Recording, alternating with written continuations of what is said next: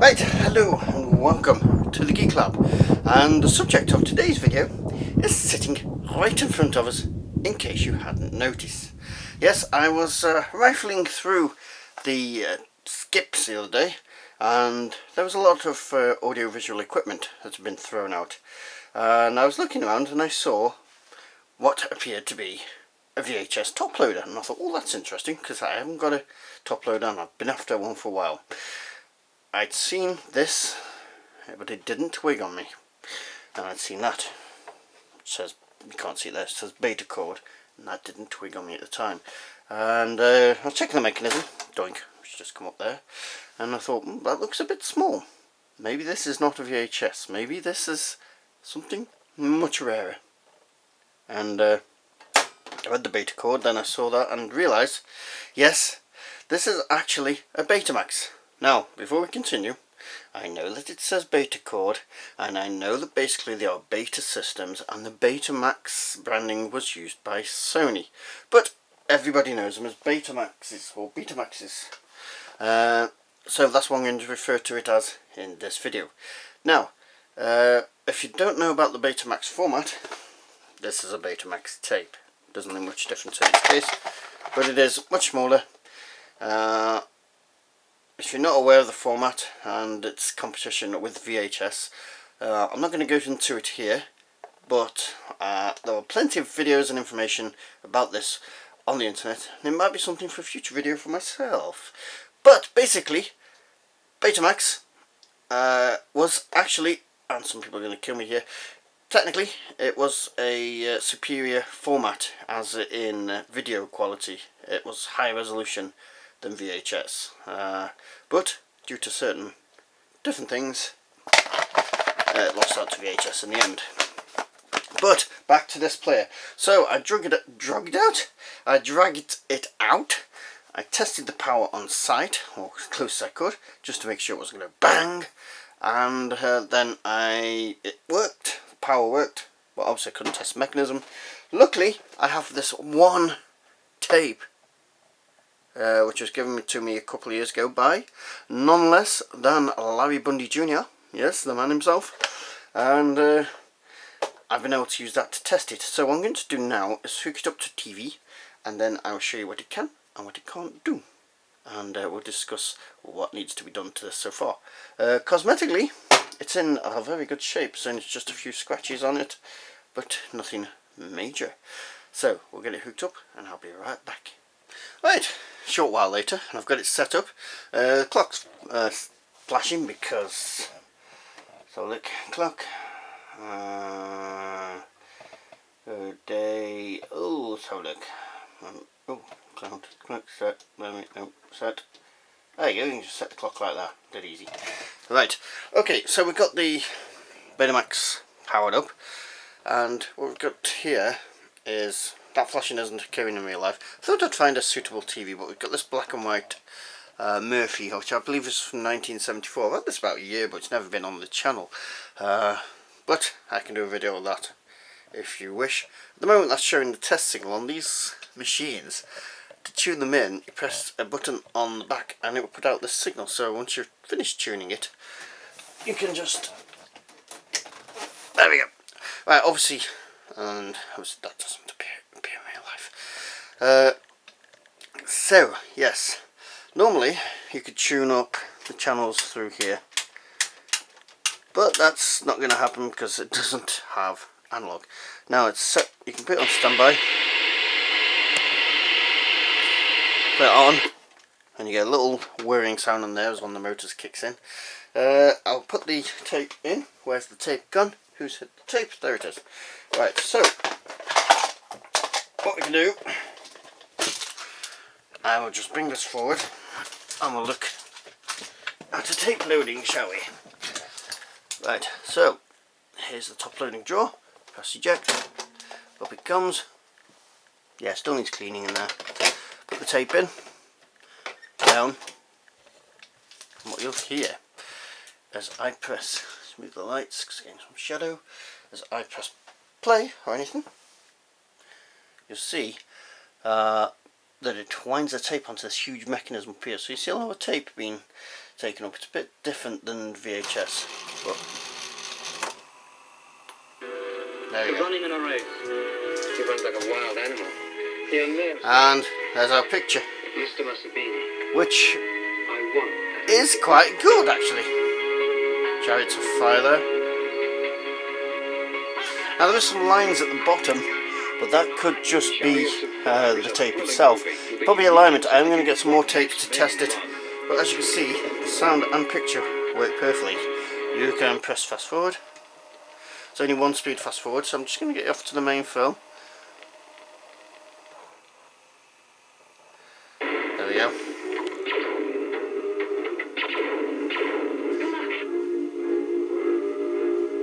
There we go. A matchless monument of Oh, it's special actually effects. just Star Wars is science and adventure. Brave beasts and it's not that brave light in heroes real life, all it's just the exploding camera. onto your screen. There's a trailer for Star Wars and a Cannonball one. Let's just get you, Cannonball Run is the story let's of just an get you to average the main guy. film. One speed fast forward as usual. Look at that. And that works fine, the fast forward. There. So. There we go. Long time ago. Just get you to a main little scene. To the start of the actual action. And then you just see it going there. There we go. The brightness control on the TV there. The volume. I'll just get better for the camera there. There we go. So that's working well.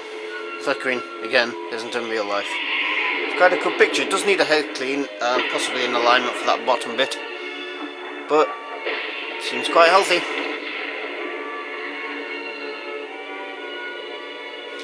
And the rewind works on the visual search too. Oop, press stop. Press play again. There we go. Yeah, that does work on the visual search. No problem. Looks grainier on the camera than it is in real life as well. But it looks quite happy. You don't need a head clean. Quite happy. So, what we need to do before Lucas sues us, the thing it can't do at the moment is either fast forward. Right.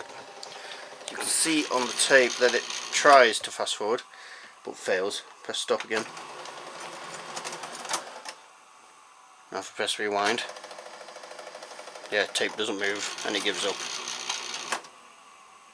Now the reason for this, I'm going to show you in a moment. I'm going to take the top off this, just take me a few moments, and then I shall show you inside exactamundo what is going on and not what needs replacing. I'll be back in a moment. Right, here we are with its top off. How would? And what I'm going to do is take the camera on the back, because I've taken the cover off the mechanism itself with the heads, so you can see how it works. So I'm going to take the camera around the other side and let you view that working. Okay, we're now around the back of the machine. I'm going to put the tape in, like that, and press it down, and you can see how it automatically opens that back door. Now, if I bring the camera in as best as I possibly can when I get rid of this stuff here. Right, there we go. I'm going to zoom in on that mechanism there. What you're going to see is it's going to bring the tape and bring it all the way around here, around all these heads, which is completely unlike VHS. So if I go around here and press play, there you go, takes the tape all the way around and plays it. Isn't that bloody amazing? What we can also see is it needs a bloody good clean. Now if I press stop, you'll see it take the tape back to the cassette. It's a bit slack on that one, but that's due to its other issues. So I'm going to take the tape out, and the issues we've got are under here. but you can't see because my finger. The issues we've got are under there, so I'm going to try and show you them as best we can. Right, what I'm about to show you is hard to look at without taking this tray off, which I'm not going to do for this video, so you're going to have to bear with me here as we go in and show it. Now, between the two reels here, that's the play one and that's the reverse one, is this little gadget here. Now, this selects which direction the reels are going in. Don't quote me on this, but I believe that goes over there when it plays and does all its stuff, and yeah, goes over there when it's not. Beneath that one is a little wheel with a rubber pad.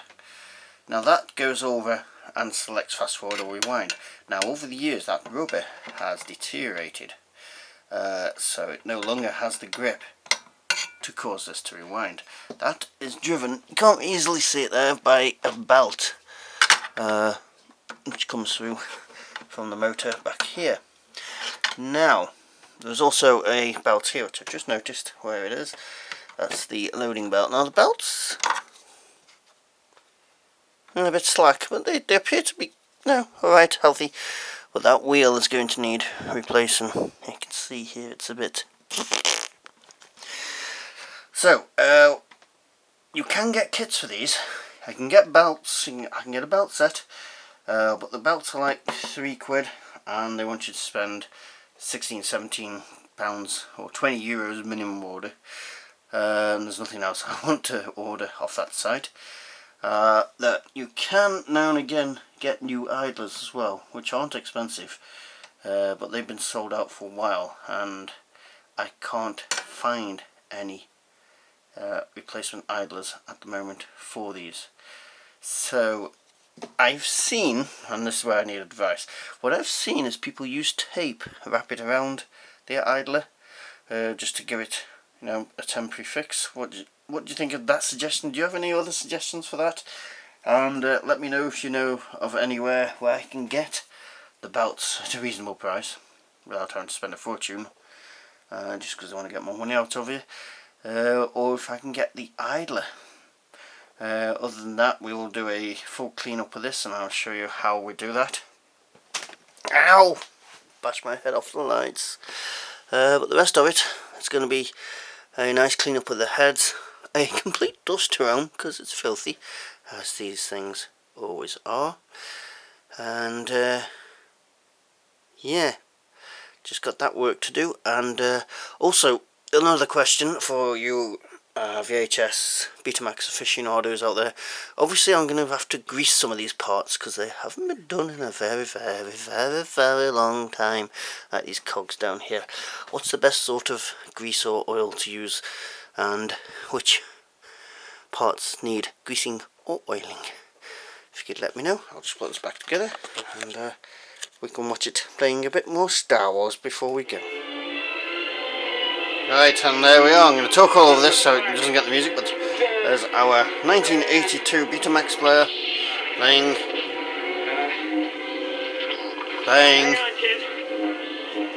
Empire Strikes Back. Don't, idiot.